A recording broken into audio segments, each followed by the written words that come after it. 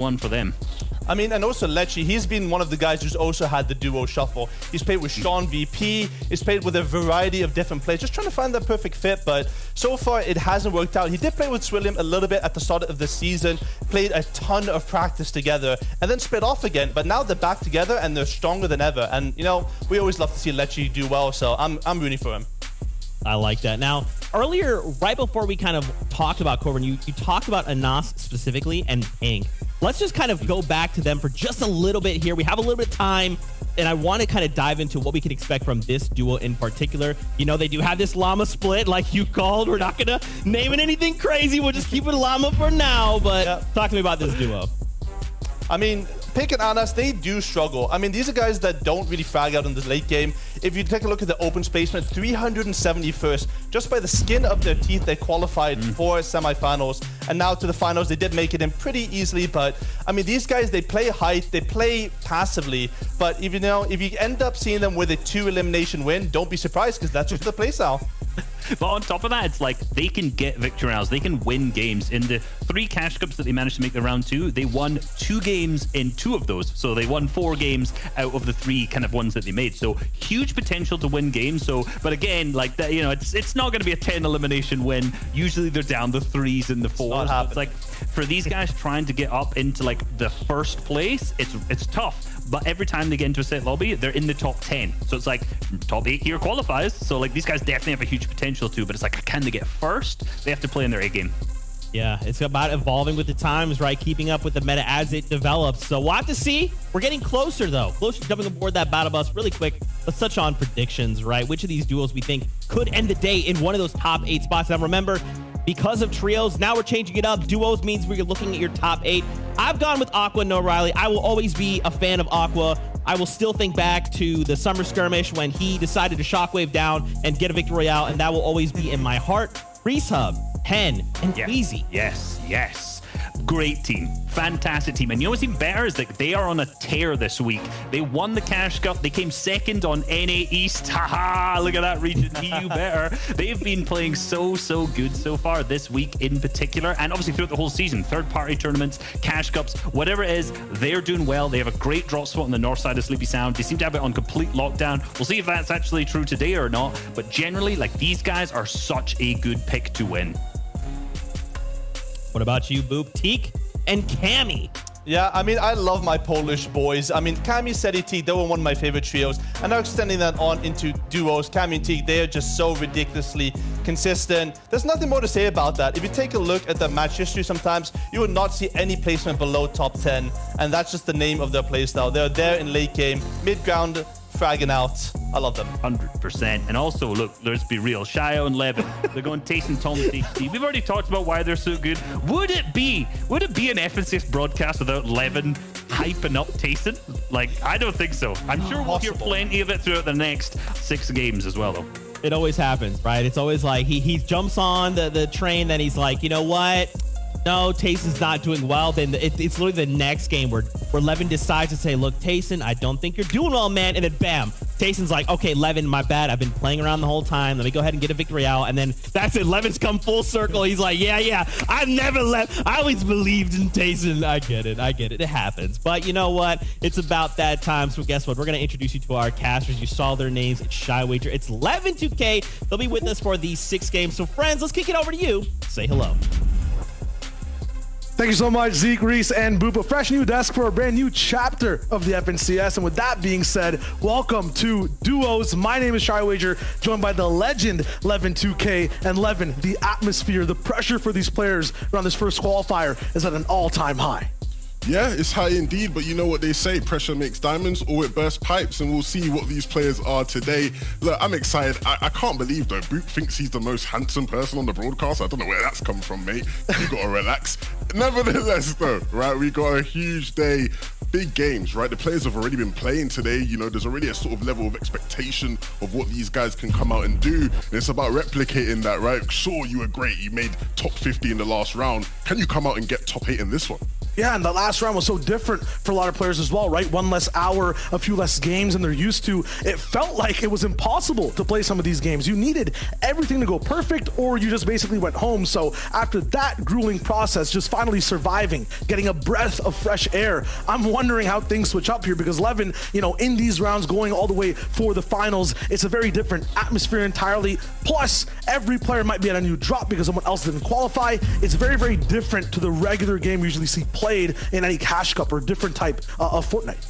Yeah, the ability to adapt is key. And like you mentioned, there are players who will be switching up drop spots from what they're accustomed to. But nevertheless, if you're making that decision, you have to be confident in your ability to execute that well. You know, a lot of these players have similar ideas and ideologies on how to play the game. It's about the execution, right? Who's actually going to go out and do it in these high pressure moments? And as we saw in the last round, it isn't easy whatsoever when you have all these players really at their best looking to compete for the same goal. You know, you have to be able to do something that separates you, and that won't be easy for a lot of the people in the lobby, but again, right, you know, this is your chance to show that you can do it. No, absolutely. Like, one big thing too in terms of expectations, predictions for both of us. I mean, I think we can count it down from 3, 2, 1 and, you know, do it together. 1, 2, 3, boom. You know what I'm saying? All right, you went the wrong way. It's all good. We fused together to go for Thomas and Tayson. The desk talked about it a bit. You can highlight it a little bit. Why do you like Tayson so much, Levin? Why is it always all in for him? I'll be real with you. This season so far, Tayson Thomas hasn't been the most impressive for them so far, right? Questions about their work ethic, questions about whether they are still two of the best players in the region. But the problem is with these guys is that they have Fortnite mastered, right? When it comes to the fundamentals of the game, they have that down to a T. And then when it comes to just being able to adapt to new metas, it's like this for them, man. It gets so easy. Anytime we're having a conversation about who are the best players in the game, their names will always come up. They've done really well in previous competitions, you know, running up to this one in the past week or so. And so I have no doubt in my mind that they're going to be able to come out when the pressure is highest, when players around them are all wobbly and shaky, and really step up.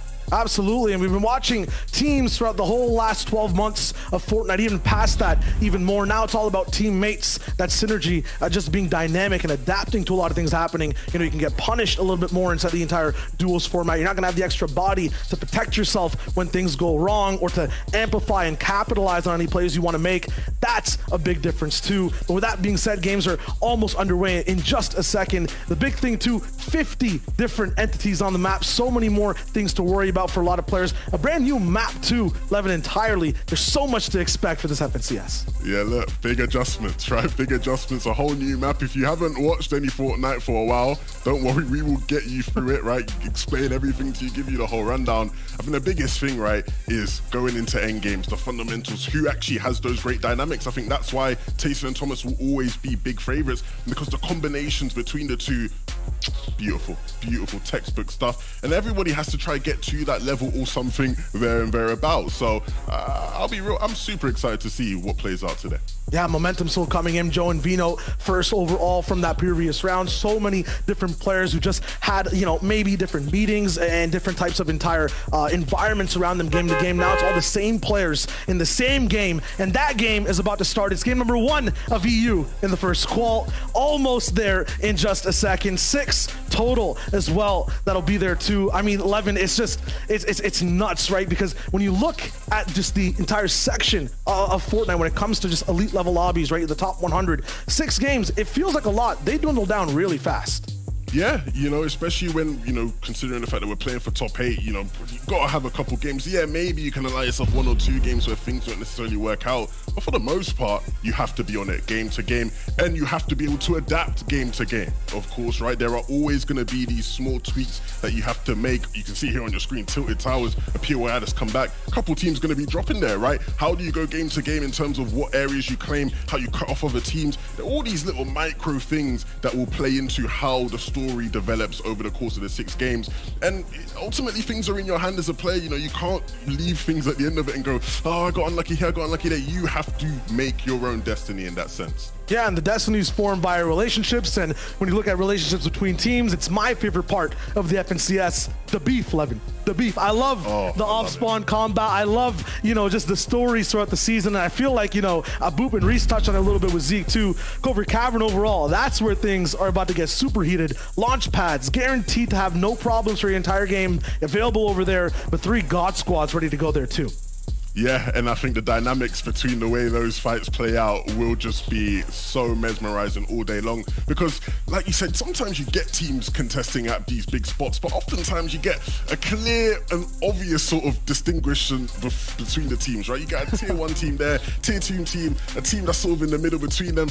All the teams that are landing Covert today are teams who you could see winning the whole thing today if things were to go well. Absolutely, and there's different tiers before what happens between, you know, a desk towards the game starting. Right now, we'll throw it back to the desk. I got a little bit more to talk about before we get into that first game. Appreciate you, Shy Wager, and of course, 11-2K. We're about to jump into game 1, but apparently people weren't ready. They didn't catch the battle bus. Things happen. It's okay. We're gonna run this back. We're gonna make sure everyone's accounted for on that battle bus, and then we're gonna start off the competition. Great stuff, though. And I do like that these guys are kind of talking about the duos, the strategies to kind of prepare. So, like, let's kind of talk about the new mechanics here as we're kind of warming up the bus. Like, how much of this new loophole, these new mechanics and games, you guys think will kind of play a factor? I think, Reese, you recently made a video on, like, sliding, for example, right? And if you just kind of, like, looked at it at a glance, you'd be like, sliding, okay, it's, like, the same as walking, question mark? But it's not exactly, is it, Reese? No, so sliding is a mechanic that I thought was going to be more utilized, and I think now is still completely underutilized when it comes to fighting specifically. So right now, if you start sliding down a slope, you're going to get increased movement speed. If you slide on flat ground, by the way, no increased movement speed. It just looks cool. That's about the height of it. Yeah. But at the same time, it can throw people off. But I mean, what I really was hoping for, though, was that people would end up using it in fights. They'd find good ways to phase into boxes like I have. By the way, if you just slide and shoot a wall at the exact right time, you're going to phase straight into that person's box. Not seen it happen yet. If you come off of a launch pad, slide when you land, spray through someone's wall, you can go straight into their box. If someone does this, by the way, in a tournament, tag me on Twitter, because I've yet to see it in the 2 months this season's been out, and I said it when it came out. I was like, someone do this play, hit off a launch pad, slide, spray into someone's box, and pick up an elim. I mean, there's Reese trying to farm Twitter followers again, but let's move on from that. I mean, I think sliding was... I think we all thought it was going to bring up the mechanical level of play even higher. I mean, there's a few people that have been practicing it. Vidil being one of them. He's been in the creative lobby, trying to crank it out. Seti, also one of those guys that have been, putting in the hours, as a main top of last trios. Now in duos as well, he's been putting in the hours to practice those sliding. If you definitely want to see that, then you should focus on those guys. But, I don't think it's had the impact that we thought it would have. But it's a pretty cool mechanic, and I'm excited to see how, you can sort of cut off people on mid ground and low ground with that mechanic now. I still think yet. There's still time. That's the one keyword. Of those things, but it's like someone's going to figure it out. Someone will figure out how to use it in fights, how to throw people off. Because like at the start of chapter 1, when people building editing, like people were like me and Zeke now, right? We're at that level. And then when the time has passed, people have gotten sufficiently better. Obviously, incredibly proficient at it. And I think sliding's gonna be the same thing. It's a new mechanic. This chapter and this season just starting. Over this chapter, I think we're going to see an evolution that people get extremely proficient with it. Yeah, I think that especially like kind of you're saying, right, with chapter 3, season 1 hitting, there's a brand new map that you kind of have to like forget everything from previous like chapter 2, right? You have to just kind of wipe that away from your memory and say like, I have to learn all of these new areas, these new POIs, these new rotational patterns, where people can be, loot chests, like all this new stuff, right? So I think we haven't seen sliding quite yet come online, but I do have faith, right? Like I do think once one person does it, kind of like to your point, Reese, everyone else will see it and go, oh, like, yeah, sorry about that. Like I was trying to really learn my drop spot and make sure that I didn't lose here, but I'm going to start doing that at my drop spot, and then I definitely won't lose. We'll see. We'll have to see. Now, really quickly, I just wanted to touch on the prize pool here in Chapter 3, Season 1. Now, remember, this is the prize pool going into finals, so 2 weeks from now. Take a look at this prize pool out of Europe. $1.3 million. Just rounded up to 1.4. I don't know why. NA East, Brazil, NA West, Asia, Middle East, OCE. This is a global competition, boys, and this is a lot of prize money here in Europe. Yeah, it's a lot of moolah, a lot of dosh getting dashed out. And obviously, remember, this is just specifically for the final. So right now, the top 8 teams that qualify through will get to play for this prize pool in the finals. That's what we're looking at once we eventually get these these queuing issues sorted and we're into game. That is what you're going to be looking at in the leaderboards. The top 8 will get to play for this in 2 weeks' time. Yep, and that is definitely what you want to do, because the new semifinal system and the heat system is so tough to get through. I mean, that is a lot of money